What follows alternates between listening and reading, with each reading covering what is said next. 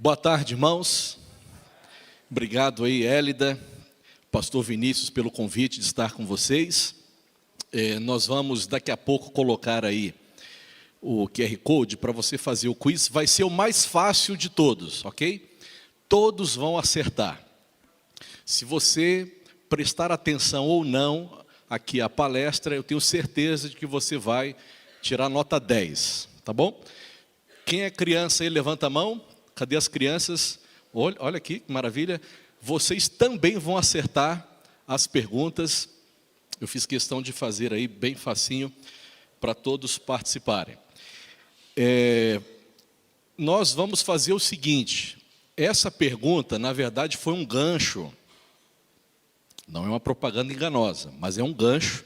Salvação dos animais vai ser a nossa última parte da palestra. Pode ser?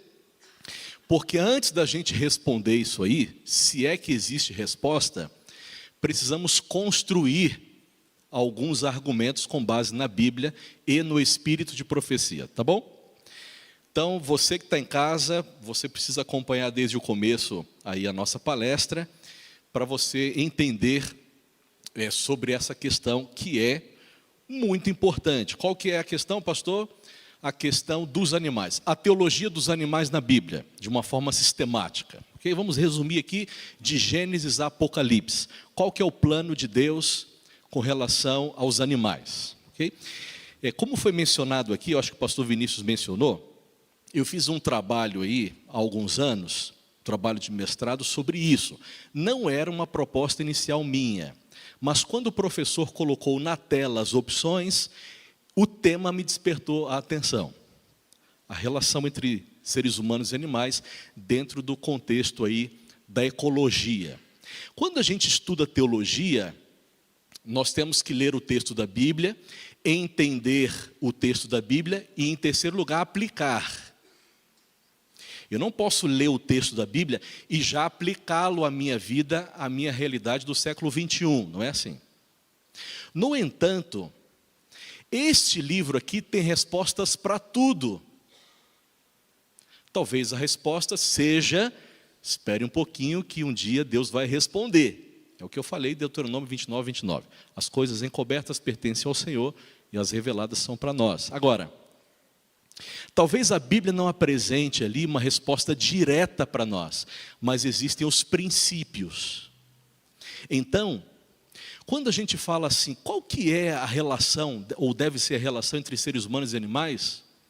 A Bíblia vai nortear e vai dar a resposta para nós. Logo, teologia, ao estudar teologia, eu preciso pensar assim, o que isso tem a ver com a minha vida? O que isso que eu estou aprendendo aqui no curso de Teologia para Todos tem a ver comigo hoje? Podem ser os princípios. E é por isso que eu acho que esse tema é importante. Antes de mostrar aqui as partes do assunto, nós vamos fazer aqui uma espécie de jornal.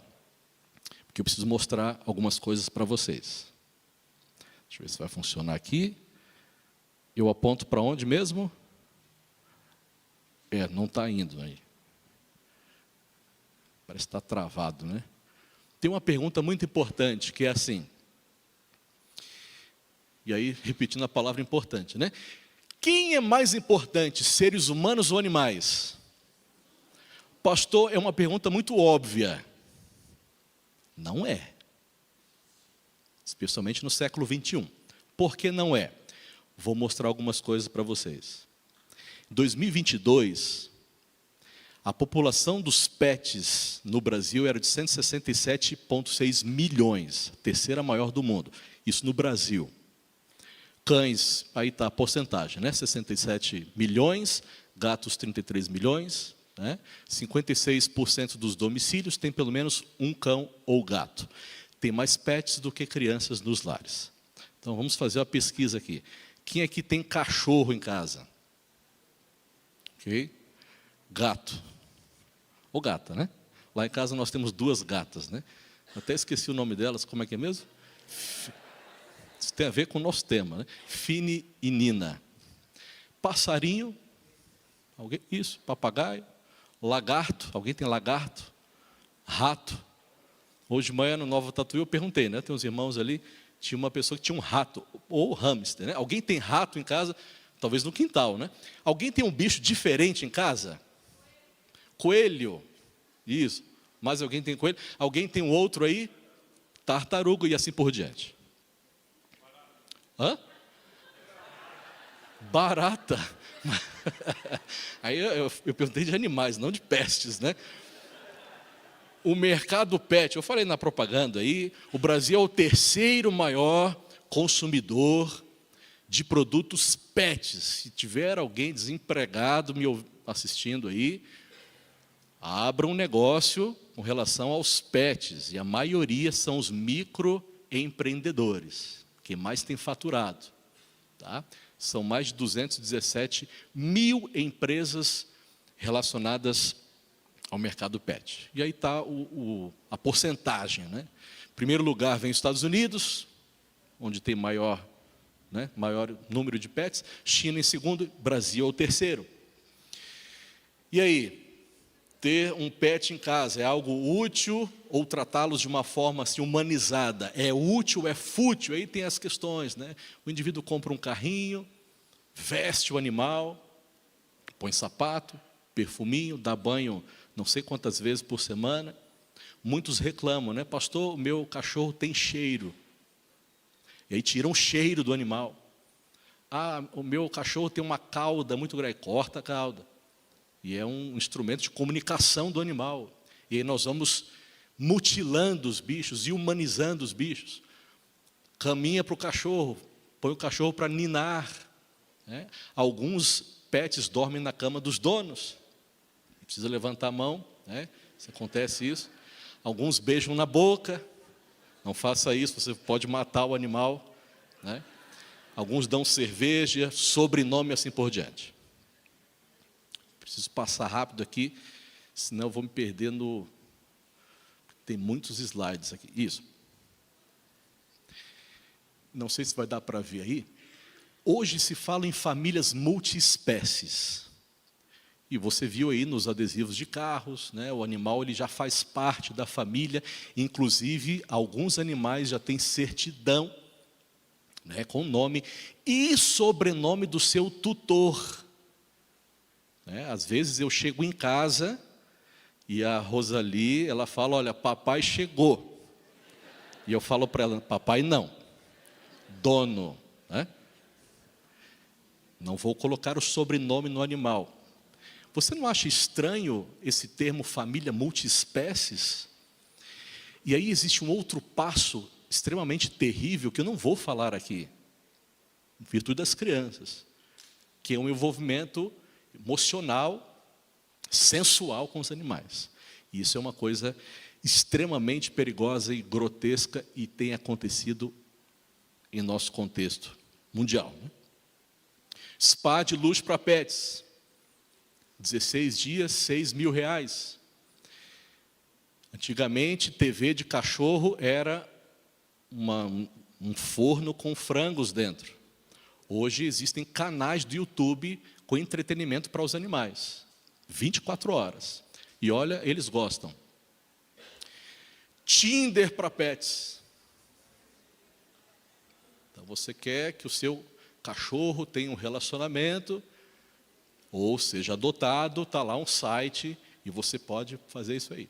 E alguns pets bizarros. Né? Isso aqui é uma notícia no G1, à direita. Uma mulher que teve uma conexão, né, com uma abelha, adotou a abelha. E ela internou a Bíblia numa clínica em Goiânia. Olha que tipo de conexões bizarras. Um menino que dorme com uma anaconda. À esquerda, uma mulher que adotou uma hiena. Alguns estão direcionando, no Brasil ainda não acontece isso, mas alguns direcionam heranças milionárias para os seus pets. Você acha isso normal? Por que ninguém está falando nisso? Nós vivemos, queridos irmãos, um processo de humanização dos animais e animalização dos seres humanos. Vou dar uns exemplos. Você com certeza acompanhou o japonês que criou uma roupa que custou 75 mil. Ele quis se transformar em um cachorro, viver como cachorro. E a direita também, lá na Alemanha, muitas coisas vêm da Europa, né? Umas coisas bizarras. Algumas eu nem posso dizer aqui. A direita mostra manifestações de pessoas que querem viver como animais. Não falam, latem, né? Expressam sentimentos animalescos. Aqui está um contrassenso, irmãos, do que a gente tem visto. À esquerda, você lembra de um cachorro que morreu em um voo? Eu não lembro se foi TAM ou Gol. Você acompanhou isso aí? Você já percebeu quando um cachorro morre, vira notícia? Por que não vira notícia os bilhões de frangos mortos? Bilhões. Por que não viram notícia, ou não vira notícia, os caminhões, todo dia voltando da CPB, eu vejo caminhões lotados de porcos e bois indo para abatedouro, mas não vira notícia. Agora, cachorro sim. E olha aqui à direita, irmãos. Uma mulher que foi encontrada morta dentro do próprio apartamento 2 anos depois. Nós vivemos tempos bizarros de um amor desvirtuado. E eu já vou entrar aqui na questão bíblica daqui a pouco. O ser humano tem passado por um processo de desumanização, isso já há um bom tempo. Por exemplo, o método nazista de destruição em massa era, antes de queimar nos fornos, desumanizar, tirar a imagem de Deus, o aspecto humano, e aí depois ter um argumento, entre aspas, bom para destruí-los. Foi na escravidão assim, hoje acontece da mesma forma. Um indivíduo morreu há algum tempo aí, lá na França, teve um ataque cardíaco, caiu, passou horas caído, morto, e ali ninguém o atendeu. Vivemos tempos complicados. Vamos agora para a parte bíblica. Depois dessa introdução, só para nós nos situarmos. Aí vem a pergunta, o que a Bíblia tem a dizer sobre isso? Será? Qual que é o papel do ser humano com relação aos animais? Para responder todas essas questões, nós vamos ter que começar do começo. Gênesis. Né? A aula está dividida em 3 partes. Está aí na tela. Em primeiro lugar, nós precisamos definir o que é o mundo. O que é um ser humano? Você sabe o que é um ser humano? Ah, pastor, essa pergunta é muito óbvia. Sai perguntando aí nas ruas, o que é um ser humano? Existem várias cosmovisões. O que é um animal? Nós viemos de onde? Isso aqui são perguntas que demoraríamos aqui dias para responder. Vamos resumir. Qual que são as semelhanças e diferenças entre seres humanos e animais? Essa é a primeira parte. Segunda, nós vamos trabalhar rapidamente sobre esses extremos, né? A desvalorização dos animais, com base na Bíblia. Será que Deus protege os animais? E a supervalorização, são os extremos. E por último, a salvação dos animais. Pode ser? São as 3 partes. E agora nós vamos ver de uma forma bem rápida cada uma delas. Nós cremos, com base na Bíblia, que a criação é um princípio central da teologia cristã. Porque na teologia todas as coisas giram em torno da relação do Criador com a sua criação. Ok? É o início, é o start, é o centro. Tudo vai derivar dali. Se eu extrair Gênesis 1 e 2 da Bíblia, o que me resta? O que é pecado? O que é o mundo? O que é o ser humano, etc. Então é uma parte principal, elementar, fundamental para o nosso estudo. Em Gênesis 1 e 2, nós temos o projeto original de Deus. Qual é o projeto original de Deus? Já vamos ver. Para Adão e Eva, sua casa, seu trabalho, sua dieta, sua relação com o outro, com os animais, o dia de descanso, etc.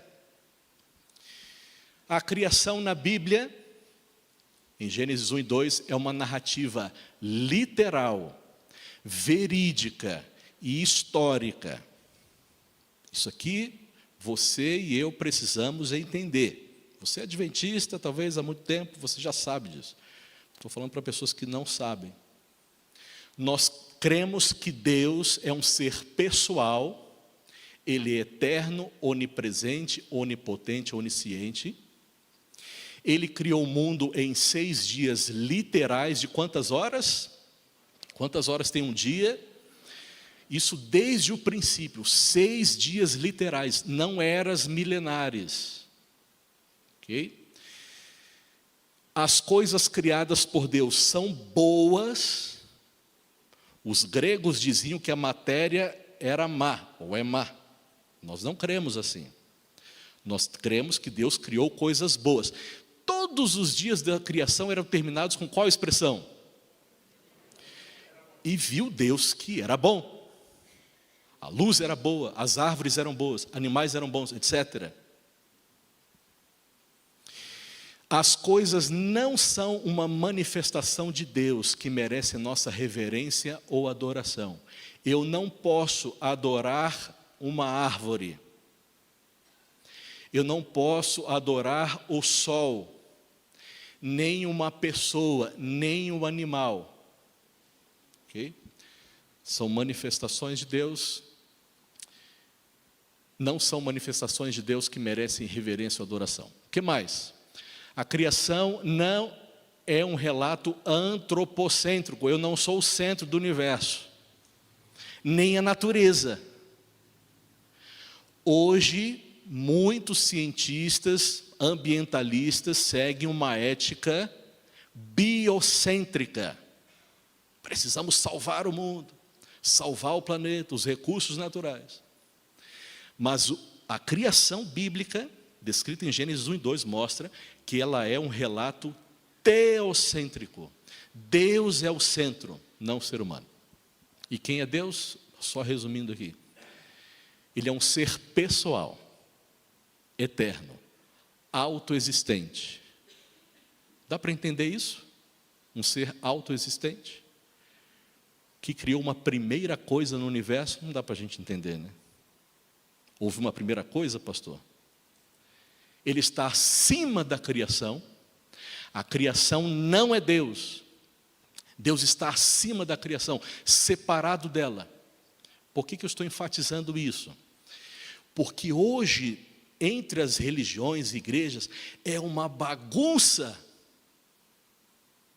Muitas denominações tentam misturar criação com evolução. E eu já vou mostrar algumas declarações rapidamente.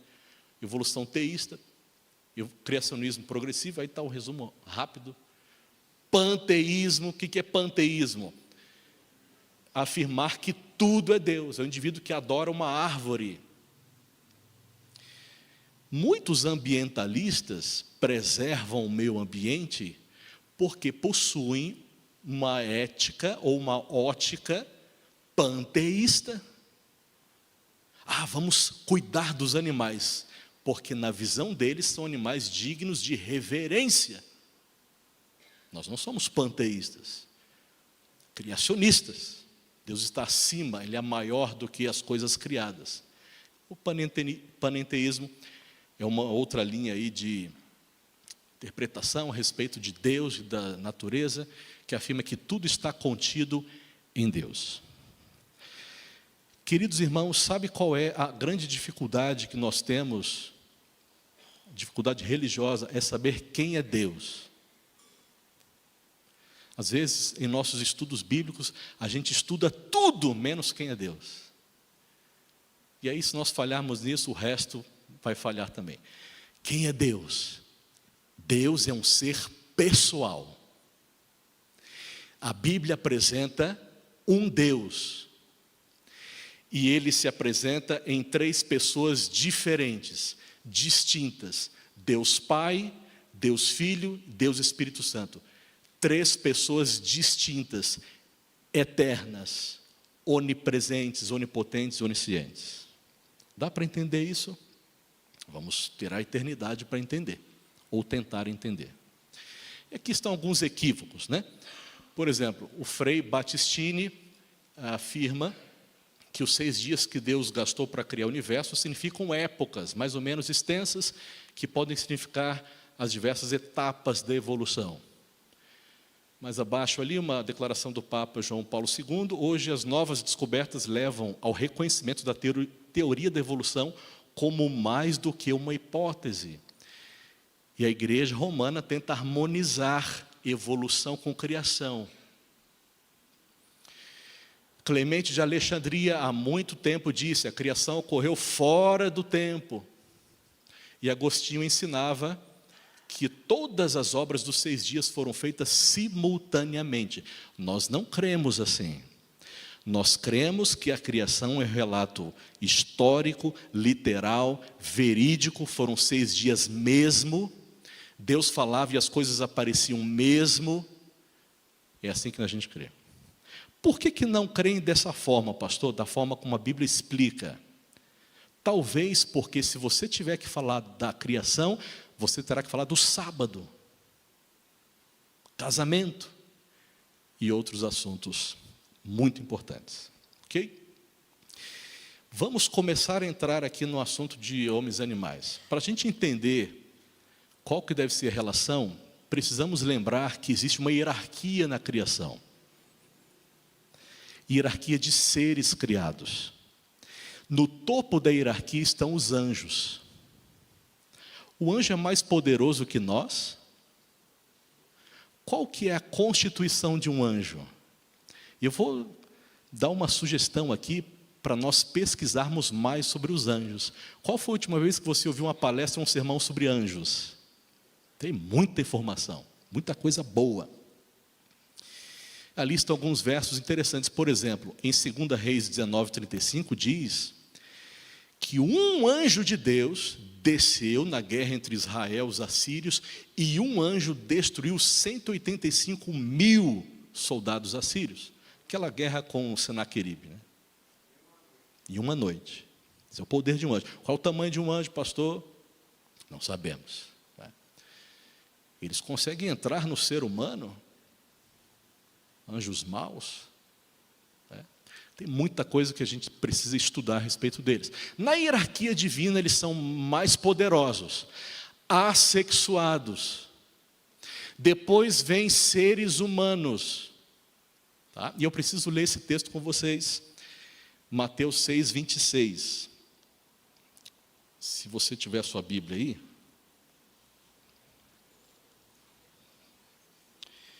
É um verso conhecido, né, do Sermão do Monte. Nessas 3 citações que eu coloquei aí, nos mostram que os seres humanos são maiores ou mais importantes do que os animais. Posso ler? Mateus 6:26. Observai as aves do céu, não semeiam, não colhem, não ajuntam em celeiros, contudo o vosso Pai Celeste as sustenta. Porventura não valeis vós muito mais do que as aves? E ali estão outros versos que mostram, palavras de Jesus mostrando que existe uma hierarquia de importância. Ah, pastor, mas isso não é uma forma de especismo? Ou seja, discriminação com os animais? Claro que não. Existe uma hierarquia. Depois dos animais, os vegetais, depois a terra e os minerais. Por que essa hierarquia? Os vegetais serviam de alimento para os animais e para os seres humanos. Antes do dilúvio, os seres humanos não comiam alimento cárneo, pelo menos os filhos de Deus, né? Após o dilúvio, Deus permitiu a alimentação cárnea. É claro, existem alimentos limpos e impuros. Então, essa é a hierarquia. Vocês têm acompanhado aí nos últimos dias notícias sobre OVNIs? Vocês estão acompanhando isso aí? Os seres que Deus criou no universo são anjos, seres humanos, animais. E aí vem vegetais, minerais. Ah, mas e aqueles 4 seres viventes de Apocalipse? São anjos. Então, não existe em algum lugar do universo uma pessoa com um olho assim no meio, né? Não existe isso. Isso é só nos filmes lá. Os seres criados por Deus, segundo a revelação da Bíblia e do Espírito de Profecia, são esses, e essa é a hierarquia. Semelhanças entre seres humanos e animais. Eu vou correr agora, para a gente só pegar o total, né? A Bíblia diz que seres humanos e animais foram feitos a partir da terra. Isso aqui é interessante. Deus diz assim: produza a terra seres, né, os animais. Ambos são chamados de alma vivente. Você sabia disso?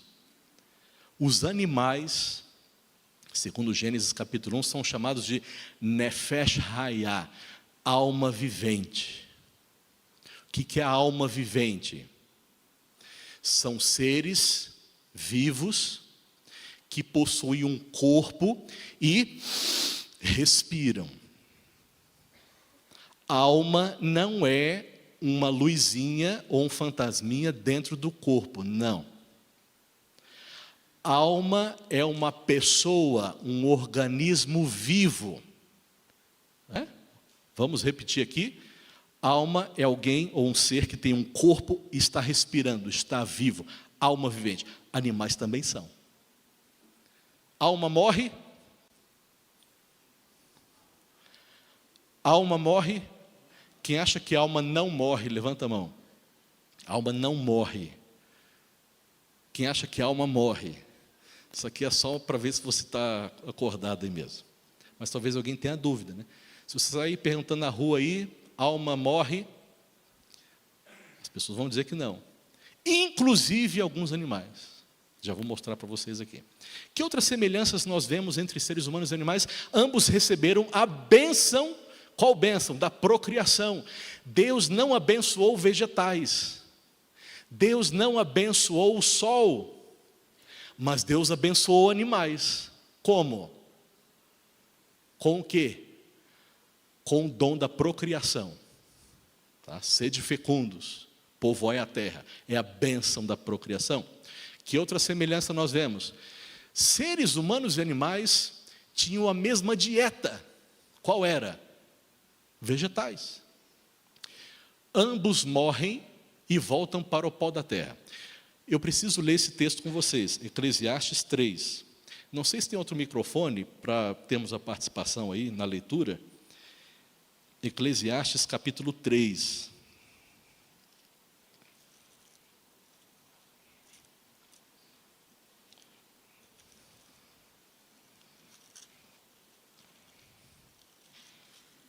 Alguém quer ler esses versos para nós? Eclesiastes capítulo 3, versos 18 a 20. Espera o microfone aqui, para o pessoal que está em casa ouvir também, né? Eclesiastes capítulo 3, versos 18 a 20. Disse ainda comigo, é por causa dos filhos dos homens, para que Deus os prove, e eles vejam que são em si mesmo como animais. Porque o que sucede aos filhos dos homens, sucede aos animais. O mesmo lhes sucede. Como morre um, assim morre o outro. Todos têm o mesmo fôlego de vida. E nenhuma vantagem tem o homem sobre os animais, porque tudo é vaidade. O 20 também, né? Sim. Todos vão para o mesmo lugar. Todos procedem do pó e ao pó tornarão. Obrigado. Vocês viram aí? Ambos têm o mesmo fôlego. Já chegou perto assim de um gato, um cachorro? Perguntas óbvias, né? Está respirando, é o mesmo fôlego, é um ser vivo, Nefesh Hayah, alma vivente. Nós não temos uma alma, nós somos, o animal também é. Ah, pastor, mas então não tem diferença entre seres humanos e animais? E aí descobriram aí que o DNA do chimpanzé, do golfinho é quase semelhante ao nosso? E aí? Calma que já vamos chegar lá. Ambos, seres humanos e animais, vieram do pó. Isso aqui é interessante. Lembra? a constituição física do ser humano é igual à do animal. Uau, mas aí não tem diferença? Já vamos chegar lá. Animais terrestres também foram criados no sexto dia. Necessitam de fôlego para viver, são chamados de bons. Eles têm carne ou são carne. Animais terrestres e seres humanos compartilham o mesmo dia da criação. E a bênção do sábado também incluía animais. Incluía? Repete o mandamento, a parte que diz lá. Nem tu, teu filho, nem tua filha, nem teu animal, antes do servo. Interessante. É uma hierarquia aí, né? O forasteiro, né? Vem antes do forasteiro. O animal estava incluso, ou incluído ali na bênção do sábado. Mas e as diferenças, pastor? Vamos ver? Aqui que vem a questão, antes da segunda parte da nossa palestra. Quais são as diferenças entre seres humanos e animais? Quando Deus criou animais, Ele falou. Mas a criação do ser humano foi como? Houve toque, calor, proximidade. É como se Deus tivesse colocado suas impressões digitais em mim e você. O ser humano foi criado de forma, o animal foi criado de forma coletiva. Deus falou e apareceram os enxames lá de peixes, aves, né, segundo a sua espécie. O ser humano não, feito de forma individual. A criação do ser humano envolveu matéria pré-existente. O homem barro e a mulher também matéria pré-existente. Osso, a costela de Adão. E a diferença, aliás, as diferenças principais entre seres humanos e animais nós temos a imagem de Deus e o ser humano recebeu a ordem de dominar os animais. Volto a dizer, isso não é especismo ou discriminação dos animais. Aliás, muitos defensores da causa animal acusam cristãos, judeus, com base nessa ordem de dominar sobre os animais, de especismo, de discriminação. Mas é justamente o contrário. Vamos ver, de uma forma rápida, precisamos correr agora, o que é a imagem de Deus e o que é dominar. Por que eu sou diferente de um cachorro, né? Nós tivemos cachorro lá em casa, até esqueci o nome deles, né? Sky e Luna, infelizmente morreram. Eram shih tzus, tiveram uma bactéria, o shih tzu tem muito pelo, né? Veio uma bactéria no pelo e infelizmente morreram. Já vou dizer o que vai acontecer com eles, eu espero. A diferença entre você e o bichinho de estimação é que você foi criado à imagem de Deus, e isso envolve espiritualidade. Deus dotou o ser humano com o quê, irmãos? Liberdade, livre-arbítrio moral, capacidade para adorá-lo. Antigamente as pessoas falavam assim, eu vi na igreja, dizendo, olha, no sábado o passarinho canta mais lindo. Eu não sei. Parece que a natureza louva mais a Deus no sábado, não sei. Será que ele sabe que é um dia especial? Eu não sou biólogo, né? Talvez os pesquisadores dos animais entendam aí a questão. Agora, liberdade para adorar, reconhecer quem é Deus, apenas o ser humano. Ser dependente de Deus, fazer escolhas morais. O livro Patriarcas e Profetas diz o seguinte: sua natureza, a natureza do ser humano, estava em harmonia com a vontade do Senhor. A mente era capaz de compreender as coisas divinas, as afeições eram puras, os apetites e desejos estavam sob o domínio da razão. Ele era santo e feliz, tendo a imagem de Deus e estando em perfeita obediência à sua vontade. A Bíblia afirma que Adão era filho de Deus. E isso não é a Bíblia não diz a respeito dos animais como filhos de Deus. E essa filiação do homem não deriva de sua constituição física, porque os animais também foram feitos de pó da terra, né? Ou da terra. A constituição física é semelhante a nós. Agora, o fato de possuir relacionamento íntimo com o Criador é a base da nossa filiação com Deus. Nós dependemos dele. Nós temos um relacionamento com Deus. Adão e Eva entraram em uma aliança com Deus, sendo responsáveis moralmente diante dele. Portanto, a base da filiação humana não é fisiológica, mas pactual. Isso envolve decisão, cognição e correspondência com o Criador. Deus não disse para os animais: vocês não devem comer do fruto proibido.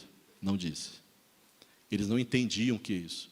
Eles não sabem o que é depender moralmente do Criador, obedecê-lo. Eles não têm essa consciência. O que mais? Nós fomos criados à imagem de Deus também com relação aos aspectos físicos.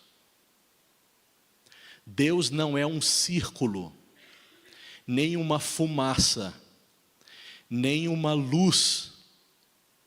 Deus é um ser pessoal. Qual é o tamanho de Deus?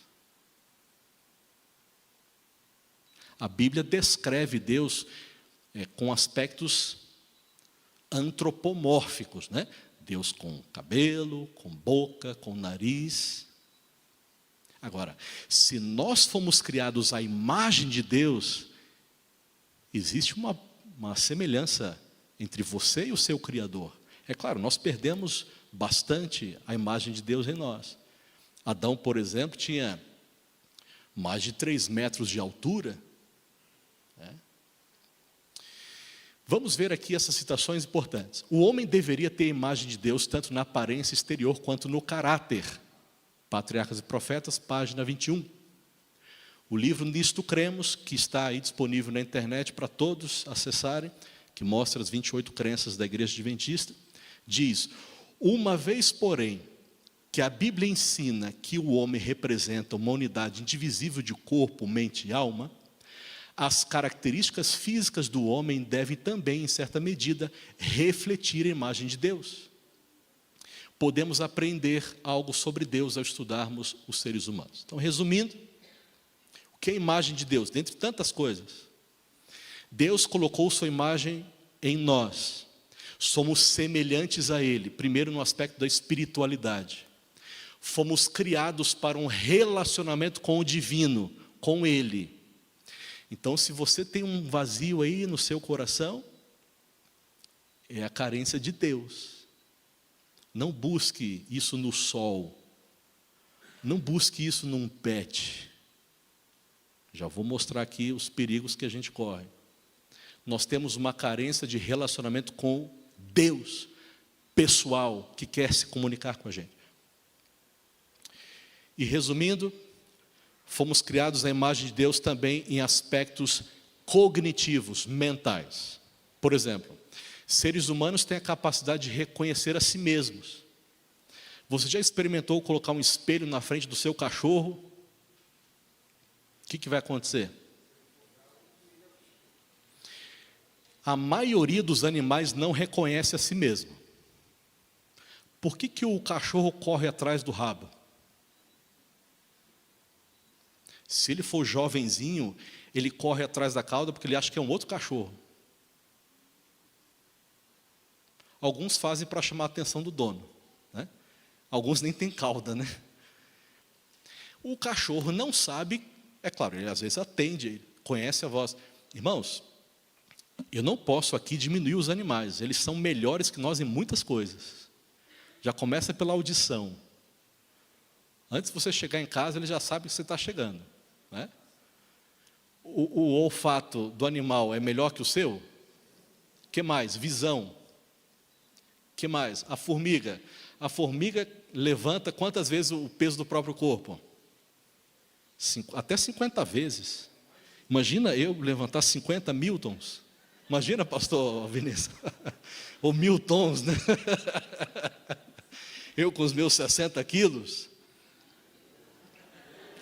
Só para você acordar aí. A formiga é melhor que nós em muitas coisas. Eu não estou diminuindo os animais, perceba. Só que a formiga não foi feita à imagem de Deus. Ela não sabe quem ela é.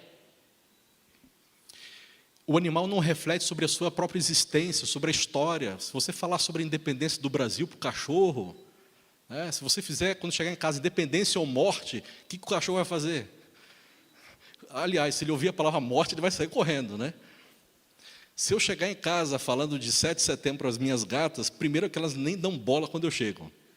Elas já estão nem aí, né, Rafinha? O animal não reconhece a história, não sabe se é século XXI, não sabe quem é o presidente do Brasil, não sabe que vai ter eleições, não sabe. Você sabe. Comparar a história, fazer cálculos. E aí está a lista, né? O animal não sabe que está nu.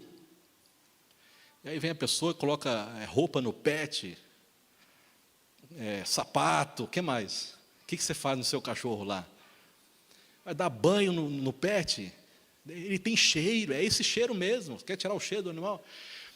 O animal, ele não tem a capacidade de ser responsabilizado pelas suas ações ou omissões.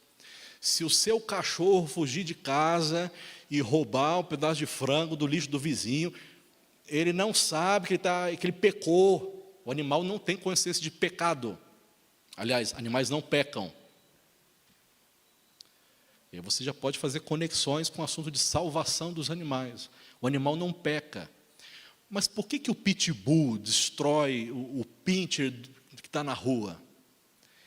É o instinto dele, por causa do pecado. Aliás, o pitbull foi uma criação humana, né? Não é um cruzamento humano, mas ele não tem consciência do pecado. O animal precisa ser adestrado, ensinado. E você que vai dizer que não é para o gato subir na mesa. Quem tem gato aí? É um animal difícil, irmãos? Eu tenho 2 lá, sobe, é assim mesmo? Na cama, etc. Você precisa ensiná-lo, porque ele não tem consciência de ações erradas, moralmente falando. E entre outras coisas mais que estão aí na tela, ok? Você conseguiria resumir o que a gente falou até agora?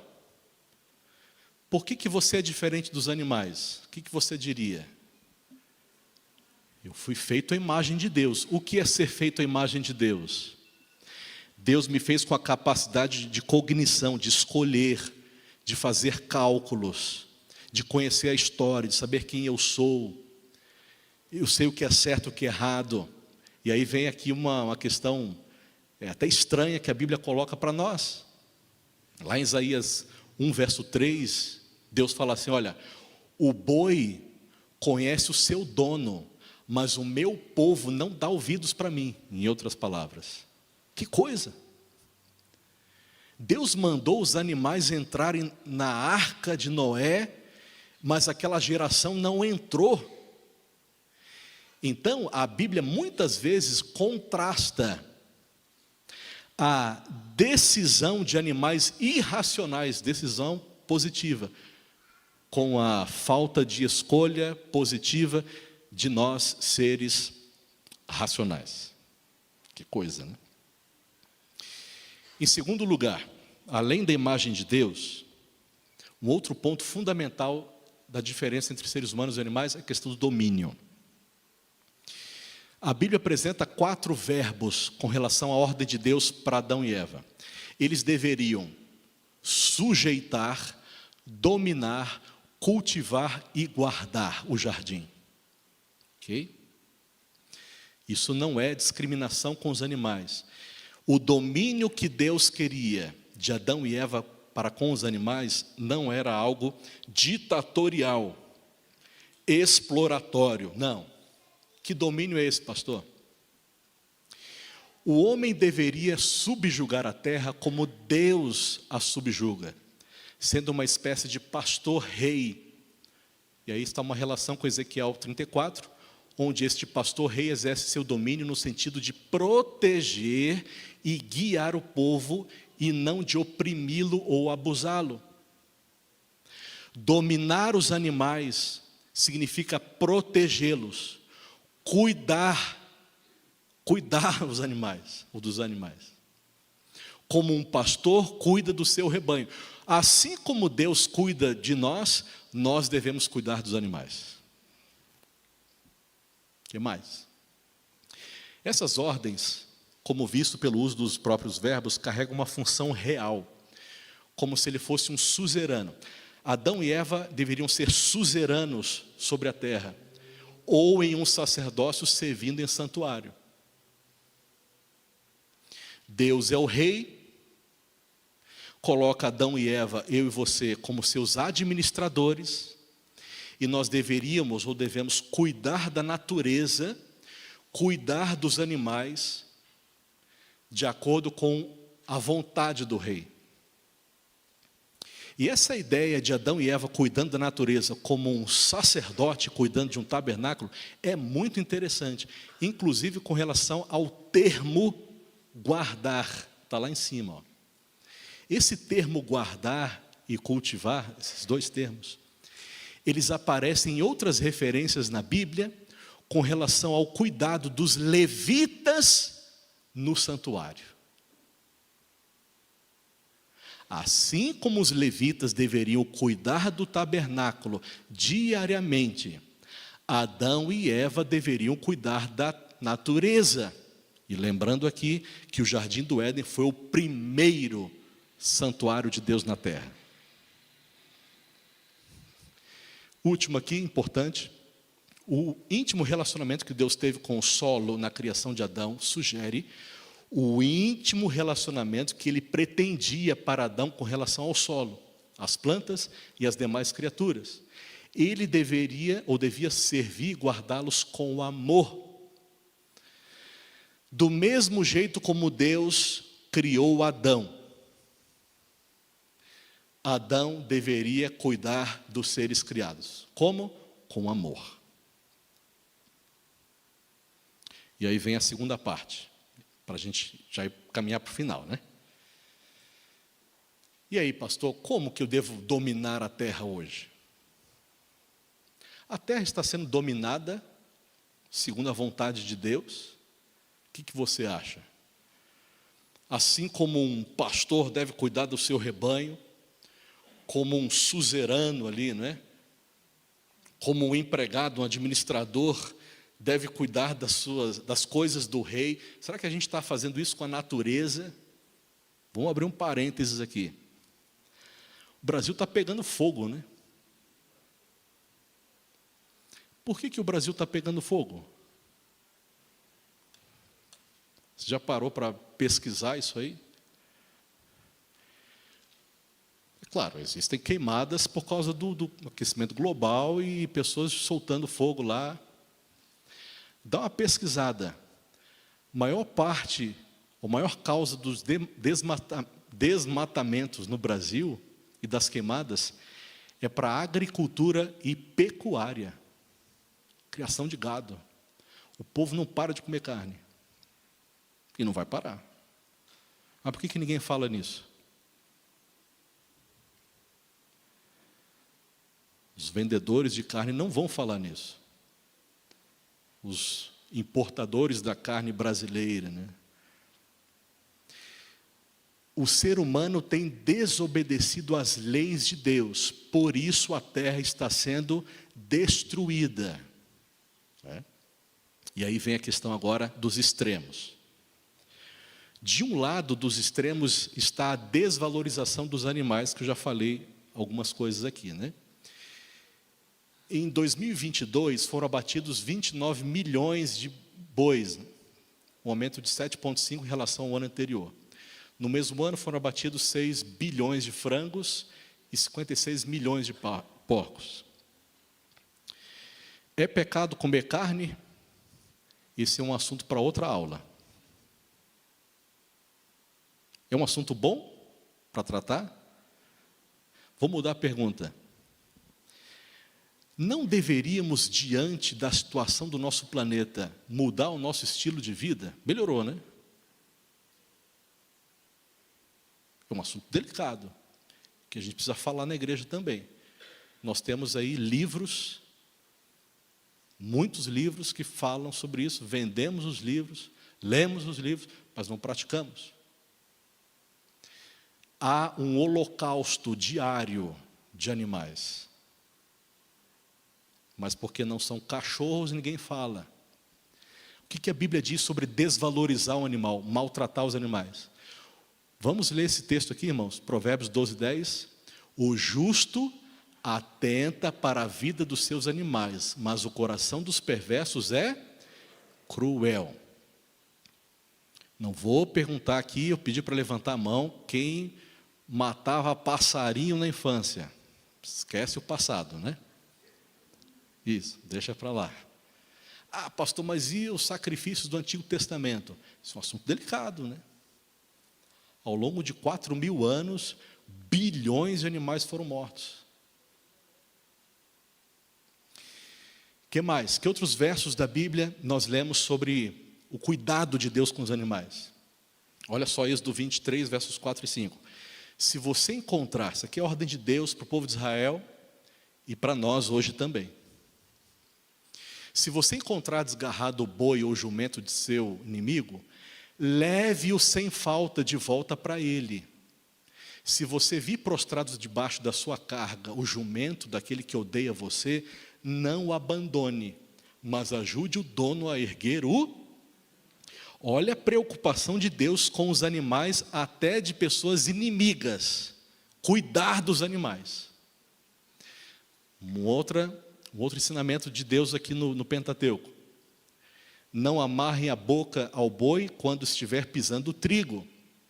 A preocupação de Deus com a vida, com a saúde dos animais. O boi, um animal pesado, quando estava ali pisando o trigo, né?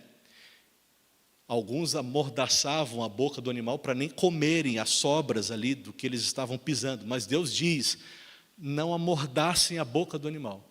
Deixe ele comer. Que coisa, irmãos. O Criador preocupado com as criaturas irracionais. Deus se preocupa assim. Nenhum pássaro cai ou morre sem o consentimento de Deus. Ele sabe, ele conhece, ele se preocupa. É assim que a gente deve tratar os animais também. Vida de Jesus, página 30, diz assim: Jesus mostrava bondade até com os animais. Olha que interessante agora. Cuidava com carinho de um pássaro ferido, e cada ser vivo sentia-se mais feliz em sua presença. Como se deve tratar um animal de estimação? Aqui estão os princípios. Até o bichinho ficava mais feliz. Queridos, os animais são seres sencientes. Eles têm sentimentos. Tem sentimentos? Me fala um sentimento aí de um animal de estimação. Cachorro, por exemplo. Fala um sentimento. Tem dor? Dá uma paulada no cachorro, o que ele vai fazer? Não, por favor, não faça isso. Eu não faço. Ele sente dor. O que mais? Animal sente saudade? É? Você já viu isso em algum momento lá? Quando? Daqui a pouco você vai voltar. O cachorro, se você sai de perto dele, 5 minutos, quando você volta, ele está como? O cachorro te trata como um Deus. O gato quer que você o trate como Deus. É o contrário. Eu viajei, não sei se foi uma semana, quando eu voltei para casa, parecia que eu tinha saído há 1 minuto, né? Não está nem aí. Mas eu sei que às vezes, quando eu saio, ou alguém da família sai, o gato sente, parece que ele esconde. Às vezes ele está bem, às vezes ele passa aqui na perna, às vezes minha roupa fica cheia de pelo, né? Que mais? Que outro sentimento tem o animal? Alegria? Tem alegria? Os animais têm direito à vida. E hoje muito se discute sobre os direitos dos animais, né? Só que nós vamos de um extremo a outro, a ponto de dar direito para o animal até de entrar em shopping. Já viu isso aí? Já vou falar sobre isso. Entrar no supermercado. Já foi aqui ao São Roque? Às vezes eu estou no São Roque lá, aparece uma mulher com um cachorro nas mãos, e aí vem outros, começam a latir, e a gente se assusta, etc. Animais têm os seus direitos. Quais são, pastor? Devem ser amados, cuidados, alimentados. Ok? Jesus fazia isso. O que mais? Com relação aos textos do Pentateuco que eu li, olha só o comentário do irmão White. Envolvido na coluna de nuvem, o Senhor Jesus havia dado especial indicação quanto à prática de atos de misericórdia para com o ser humano e os animais. A lei de Deus exige supremo amor a Deus e amor imparcial ao próximo. E o vasto alcance dos seus reclamos alcança também as criaturas irracionais que não conseguem expressar em palavras suas necessidades e sofrimentos. E aí vem o texto que nós lemos. Deus preocupado com a vida, os sentimentos, o bem-estar dos animais. E nós devemos também pensar nisso. O que mais? Aquele que não ama a Deus não somente amará seu semelhante, mas considerará com terna compaixão as criaturas que Deus fez. Quando o Espírito de Deus está no ser humano, ele o leva a aliviar o sofrimento em vez de provocá-lo. Eu nunca me esqueço uma vez que eu estava em casa, há muito tempo, minha mãe ali estava com vontade de comer um franguinho, né? Já matou um frango? Alguém já? O pessoal não quer levantar, que atire a primeira pena, né, Ademir? Eu fiquei assim, aquilo me marcou. O assunto se é errado ou se é certo é uma outra história. Mas Deus não quer que nós sejamos promotores dos sofrimentos aos animais. O seu bichinho em casa, você tem que tratar bem, mas não ir para os extremos. Você está entendendo? Cabe ao ser humano procurar aliviar o peso do sofrimento que a sua transgressão acarretou sobre as criaturas de Deus, em vez de aumentar. Ok? Vamos para a penúltima parte e a gente vai terminar. O quiz, será que já está liberado? Já, né? Você já tem o quiz aí? Dá para a gente colocar o QR Code junto com a palestra ou não? Não dá. Então, enquanto ele coloca lá, nós vamos para o outro extremo, que é a supervalorização dos animais. Aí no final eu já vou falar da salvação dos animais.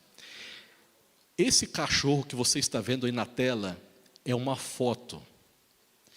Este é o cachorro da irmã White, durante o período em que ela morou na Austrália.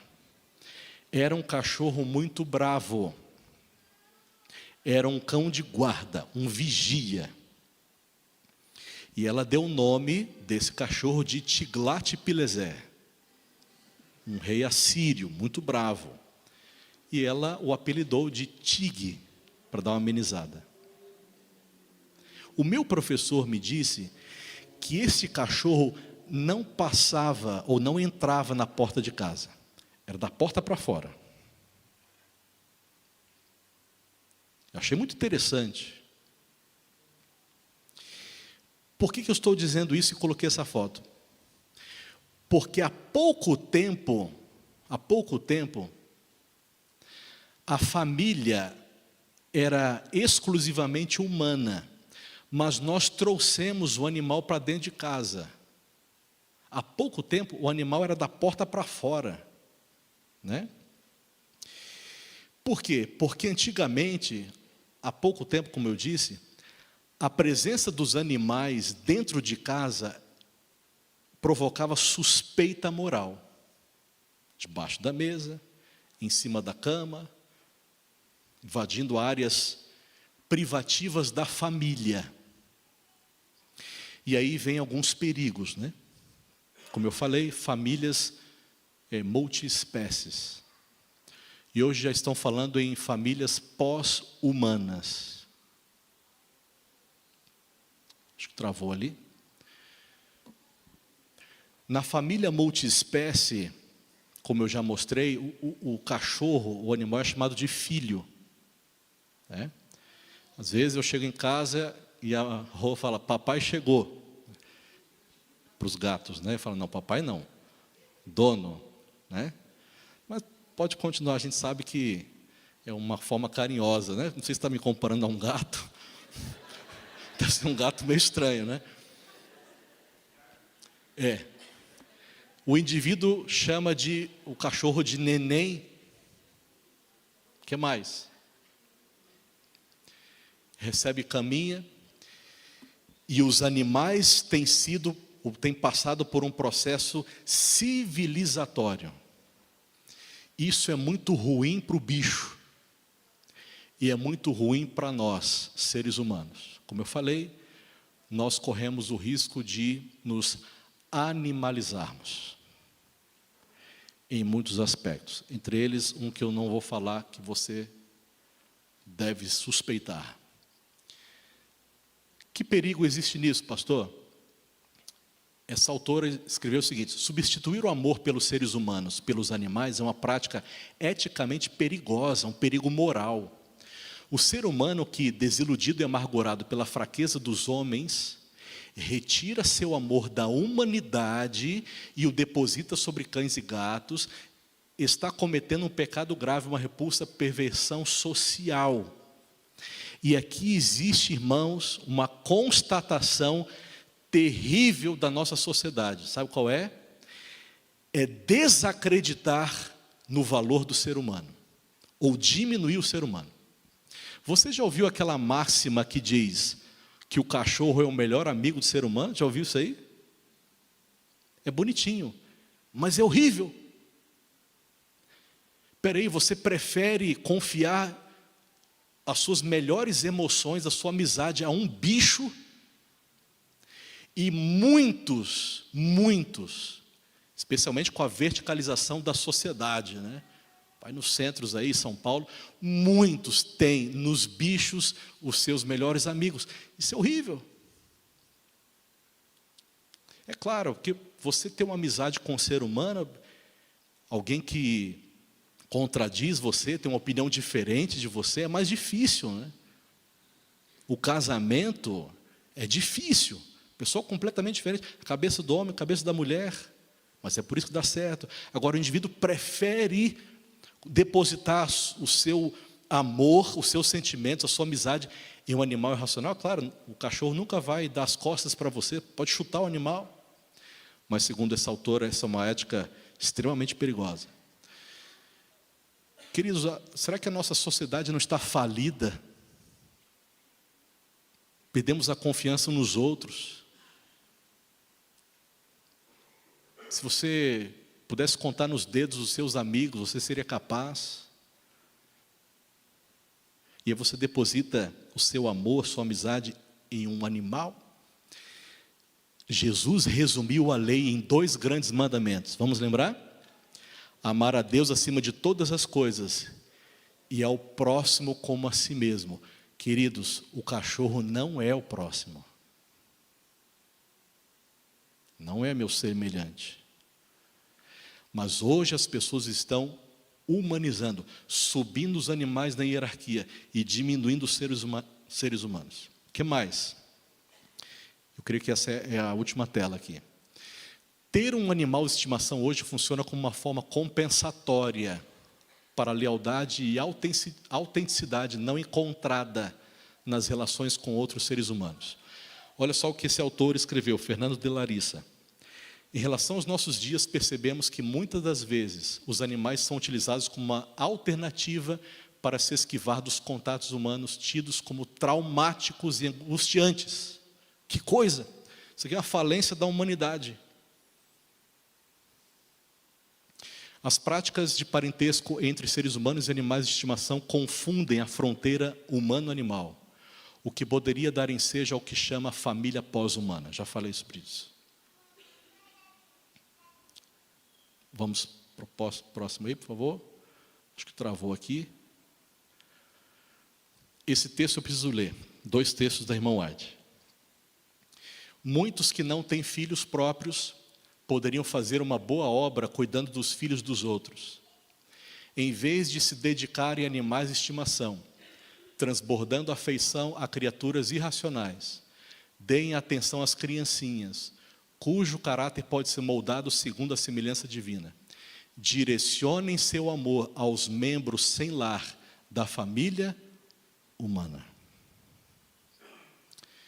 Em vez de violar suas tradições, esse texto estava na lição da escola sabatina, numa sexta-feira, eu não me lembro a semana, lição de Marcos. Em vez de violar suas tradições, deixariam o homem sofrer. Isso aqui é em relação ao homem com a mão mirrada. Ao passo que socorreriam um animal por causa do prejuízo para o proprietário, caso fosse negligenciado.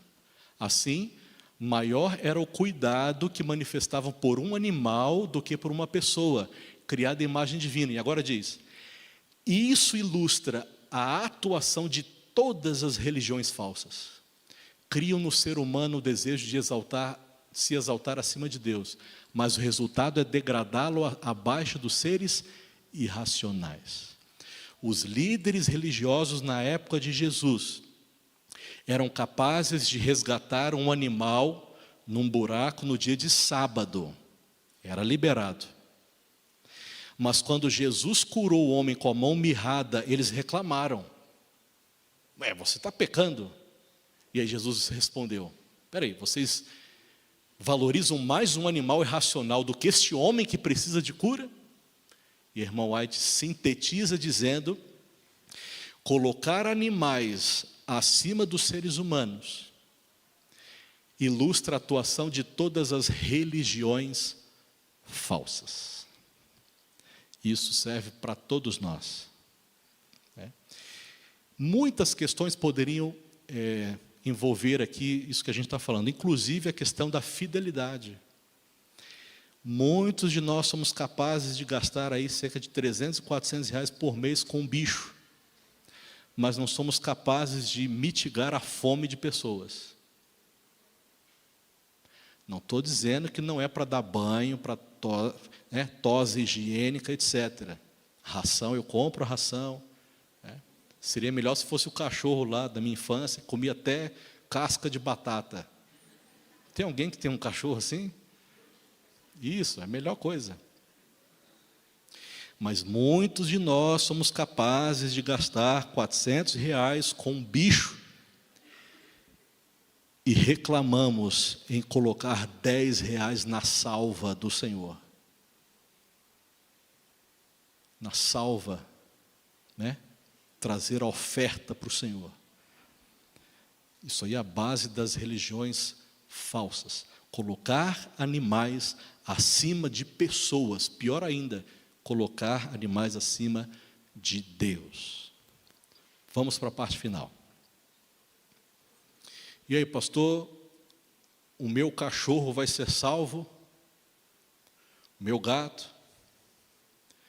Se eu me apegar a uma abelha como pet, ela vai ser salva? Vamos rever algumas coisas. As religiões divergem quanto à salvação dos animais, ou ressurreição. Por exemplo, algumas correntes do budismo ensinam que os animais são sagrados e conseguem reencarnar. Nós, como adventistas do sétimo dia, não cremos em reencarnação.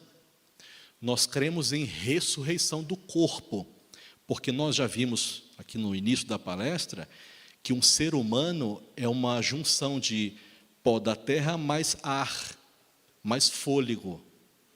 E o ser humano se torna uma alma vivente. Então, a única saída para a morte é a ressurreição do corpo. Não tem vida sem corpo. E você conhece pela Bíblia, já vou mostrar alguns versos, que a ressurreição ocorrerá, a ressurreição dos salvos, na volta de Jesus. O Buda, Siddhartha Gautama, disse, já tivemos tantas vidas que até mesmo uma formiga já foi nossa mãe. Que coisa, né? O Espiritismo também ensina que quando os animais morrem, eles logo se reencarnam. É um processo rápido. Abrindo um parênteses. Segundo o Espiritismo, o animal vai evoluindo, Então a diferença entre nós e o animal é só o tempo, é a gradação aí. Um dia ele vai chegar lá. Okay? Nós não cremos assim com base na Bíblia.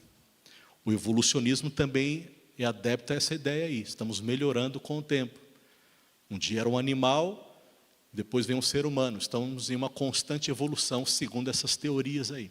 Mas já vimos que a Bíblia não ensina dessa forma. O que mais? Segundo o islamismo, os animais possuem alma. E ao morrer, a alma volta para Deus. Nós não cremos assim, já falei. Não existe um fantasminha que sai na morte. Nós somos uma alma. Somos uma alma vivente. O gato também, cachorro também. A alma é um ser vivo. E eles dizem que apenas os gatos podem ser domesticados. Os cães têm em sua saliva uma substância nociva aos seres humanos. Vocês já leram na Bíblia, se não me engano, Apocalipse 22:15, que os cães não entrarão no céu? Quem já leu esse texto aí? Não sei se já te perguntaram, Ademir, no estudo bíblico, né? A palavra cães ali não se refere ao animal, mas a uma pessoa de caráter ruim, duvidoso, maldoso. É como se fosse uma metáfora para um indivíduo assim, horrível, malvado. Né? Não tem nada a ver com o animal, o cachorro ir para o céu ou não.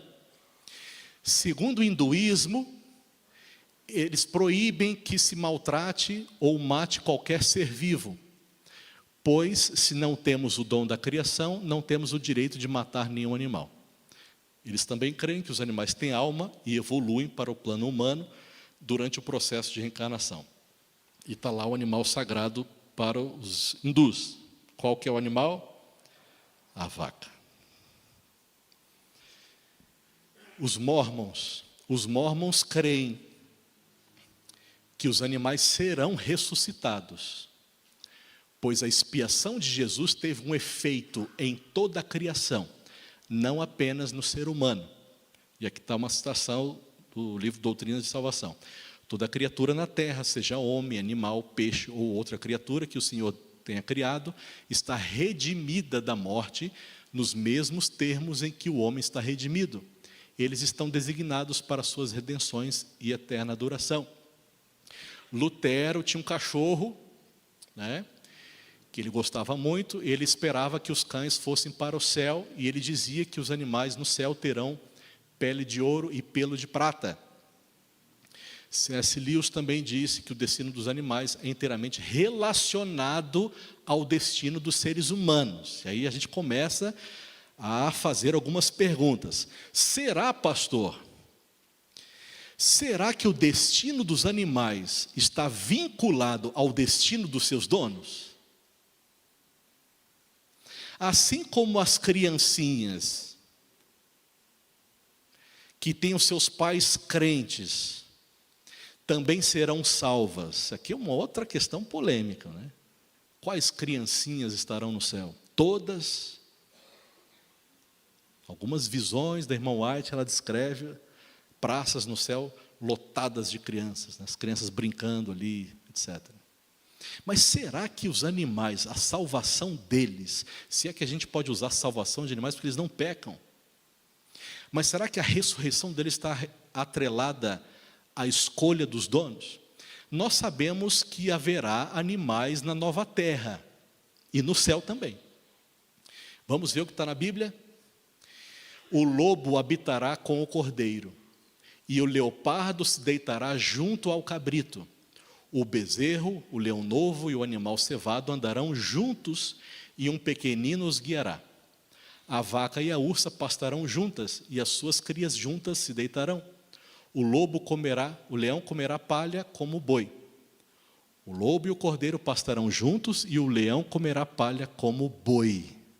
Isso aqui é lindo demais. Haverá animais no céu e também na terra recriada. Só recapitulando. Jesus voltará nas nuvens dos céus, levará os salvos para o céu. Os salvos vão permanecer no céu 1000 anos. Haverá o juízo dos ímpios. Deus vai mostrar nos livros por que os ímpios ou perdidos não foram salvos, não estarão lá. Enquanto isso, a terra desolada, todos os perdidos mortos aqui. Quando terminarem os 1000 anos, a nova Jerusalém com todos os salvos descerá para a terra. Todos os ímpios vão ressuscitar e serão destruídos pelo fogo de Deus. Juntamente ali com Satanás e seus anjos serão destruídos. E este fogo que destrói pecado e pecadores vai purificar a terra. E Deus vai restaurar, recriar o planeta Terra. E aí vem esses versos aqui. O lobo com o cordeiro, o leão pastando ali, né, comendo vegetais, como era no princípio. Esse leão e esse lobo existiram ou existem agora? Ou Deus fará tudo novo? É agora que a gente entra na questão, né? Será que aquele leão que você viu lá no zoológico de Sorocaba, tem leão lá? Será que ele vai ser ressuscitado? Ou Deus vai recriar? Será que Deus vai pegar o DNA desse bicho aí? É esse. E cada um tem um jeitinho, né? Até animais clonados têm jeitinhos diferentes. Jeitinho, é a personalidade, se é que a gente pode dizer assim. O jeitinho. Mas será que esse lobo, esse cordeiro, será que esses cordeiros na nova terra serão cordeiros do sacrifício? Que morreram ao longo de 4.000 anos de pecado?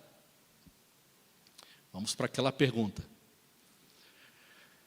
Antes da pergunta, permita-me dizer algumas coisas sobre ressurreição. A morte de Jesus foi em favor dos seres humanos. Jesus não morreu pela árvore. Jesus não verteu o seu sangue por cachorro. O Criador não se fez carne para morrer pelo meu gatinho. Jesus morreu e levou na cruz do Calvário a penalidade do pecado da humanidade, da raça humana. Isso aqui é básico que você e eu precisamos saber. Dizer que Jesus sofreu a cruz do Calvário por causa de pecado de cachorro ou de anjos não é uma teologia bíblica. E essa é uma outra questão importante. Jesus não morreu por anjos. Todos os anjos que pecaram no céu foram expulsos de lá. Quando o irmão White diz que Deus deu tempo de arrependimento, é porque alguns estavam em dúvida. Será que Lúcifer está certo? Mas a Bíblia diz, 2 Pedro 2, verso 4, se não me engano, que todos os anjos que pecaram foram expulsos do céu. Jesus não morreu por anjos, mas pela raça humana. O que mais? Para ser salvo, a gente precisa crer. Porque Deus amou o mundo de tal maneira que deu seu Filho unigênito para que todo aquele que nele crê não pereça, mas tenha vida. Deus não vai forçar salvação para ninguém. Será salvo quem quiser. Nós não cremos em universalismo. Jesus morreu por todos, logo todos vão ser salvos. Não cremos assim. Jesus não vai forçar a salvação para ninguém, muito menos para animais. É preciso crer, aceitar. Você é um crente, um adventista, não importa a sua igreja, se você quiser, ninguém vai forçar você. Você, se quiser sair da igreja, você pode sair, você é livre. Se eu quiser parar agora, ir para minha casa e não quero falar mais, eu sou livre. Vai ser meio estranho, né? Mas eu sou livre. Para ir para o céu também, salvação. Tem que crer. Animais não creem. O que mais? A Bíblia apresenta apenas ressurreição de pessoas. Porquanto o Senhor mesmo dada a sua palavra de ordem, ouvida a voz do arcanjo, ressoada a trombeta de Deus, descerá dos céus. O que diz lá, 1 Tessalonicenses 4,16? E os mortos em Cristo, pessoas mortos em Cristo, ressuscitarão primeiro. Se a salvação ou ressurreição de animais for uma realidade, quais serão salvos? Só gato e cachorro? Ah, porque eu amo. Mas e o mosquito que está na tua casa? Ah, mas o mosquito não é animal, é animal. E a lagartixa que salvou você, tinha uma aranha lá, e ela comeu. É o animal de estimação mais comum nas casas. Não vai salvar a lagartixa? E a barata, quem que falou da barata? Deus vai deixar barato, para não perder outro trocadilho aí, né? Por que só o cachorro? Isso sim é discriminação. Vai ter mosquito no céu? Mas a abelha vai, sem ferrão. Irmãos, a gente não tem a revelação total. O que importa, principalmente aqui nessa tarde, é se eu e você estamos preparados para a crise que está às portas, estamos preparados para a volta de Cristo. Mas calma que a gente precisa terminar ainda. Mas vamos voltar aqui à questão, né? Será que a salvação de animais não está atrelado ou atrelada à salvação ou ao destino dos seres humanos? Isso aqui é interessante. Os animais que obedeceram à voz de Deus, que foram lá de 2 em 2, 7 pares de animais limpos, 1 par de animal imundo, e antes das leis levíticas, hein? Esses animais entrando na arca, eles foram preservados, eles foram salvos da condenação. E a Bíblia diz, quando Deus fala com Noé, ele diz: eu vou trazer juízo, destruição para toda a carne. Interessante, juízo para animais. Parece, segundo a Bíblia, que os animais sofrem as consequências da decisão dos seres humanos. Será que isso não estaria atrelado também à salvação e preservação dos homens e, consequentemente, dos animais? Por exemplo, animais que saíram do Egito com o povo de Israel, foram preservados. O caso de Jonas, aqui é interessante também. Lembra, Jonas pregou, e ali o rei apregou jejum, e todos se cobriram de panos de sacos e cinzas, até os animais, e Deus preservou os animais. Será que isso não seria um indicativo da salvação dos animais? Penúltimo texto, ou penúltima tela. Existem alguns versos muito interessantes na Bíblia, que dão a entender que Deus pode de alguma forma preservar o meu bichinho. Lá no Salmo 36, verso 6 diz: tu salvas. Na maioria das versões aparece tu preservas. Tu salvas homens e animais, ó Senhor. Interessante. E essa palavra preservar aparece em vários textos da Bíblia com relação à salvação escatológica. Salvação de seres humanos e animais. Que interessante. Será que a Bíblia está dizendo aqui de Deus preservar um animal de um acidente? De curar um animal? Ou Ele está falando aqui de no futuro, em algum momento da eternidade, Jesus nos surpreender com o nosso pet? Talvez. Olha só esses versos. Salmo 104. Que variedade, Senhor, nas tuas obras! Todas com sabedoria as fizeste, cheia está a terra das tuas riquezas.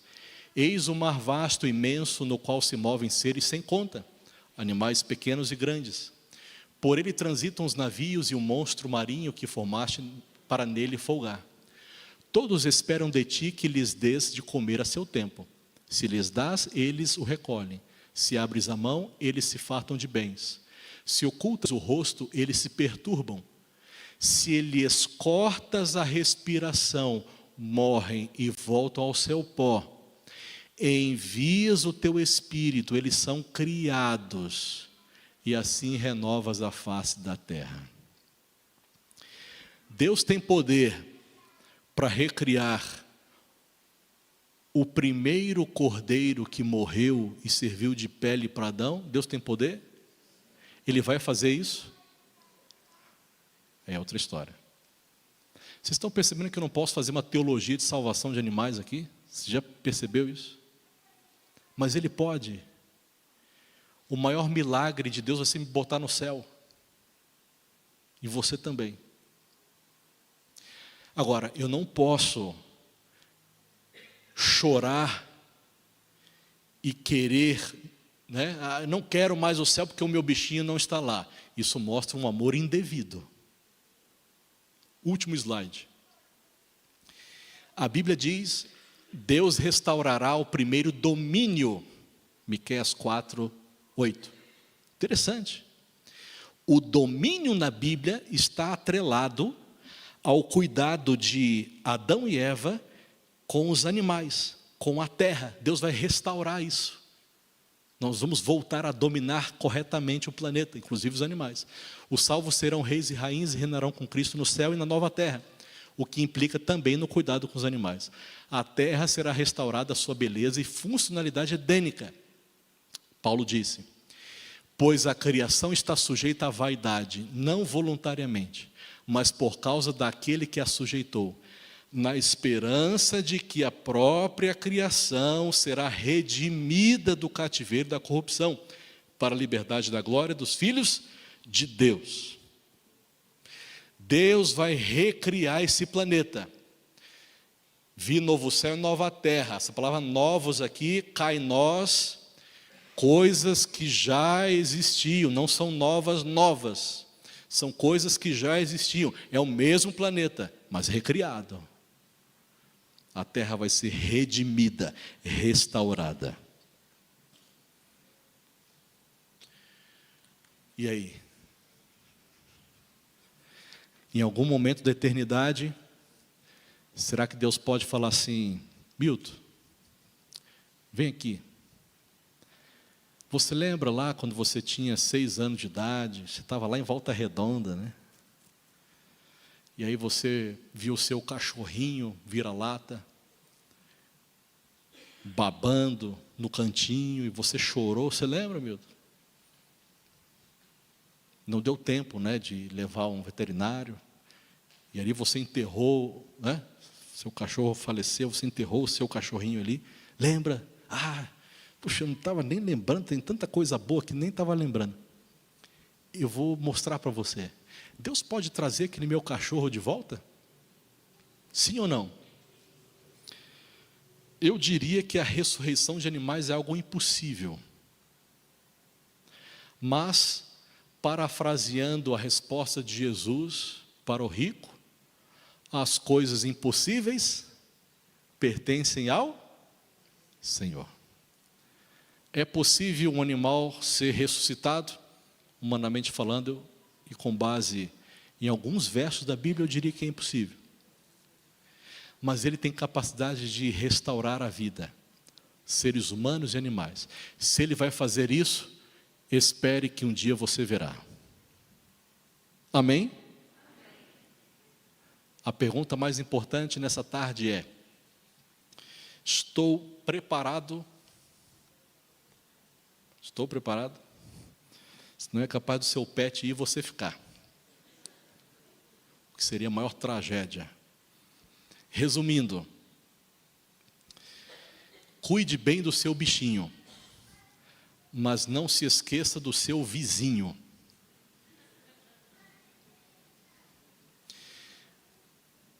Quando eu e você estivermos entrando em um supermercado, não se esqueça de, pelo menos, olhar para a pessoa que está tentando vender um pacote de bala na porta do mercado.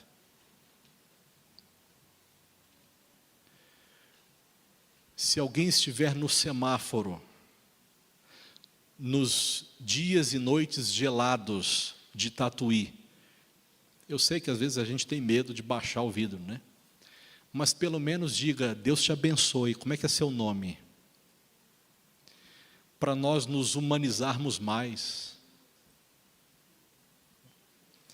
E tente separar, e eu também, valores por mês, não apenas do cuidado com o nosso pet, mas de abençoar pessoas de Tatuí, talvez na rua da nossa casa, que talvez estejam aí passando fome. Isso é mordomia ou fidelidade a Deus com relação aos animais e aos seres humanos.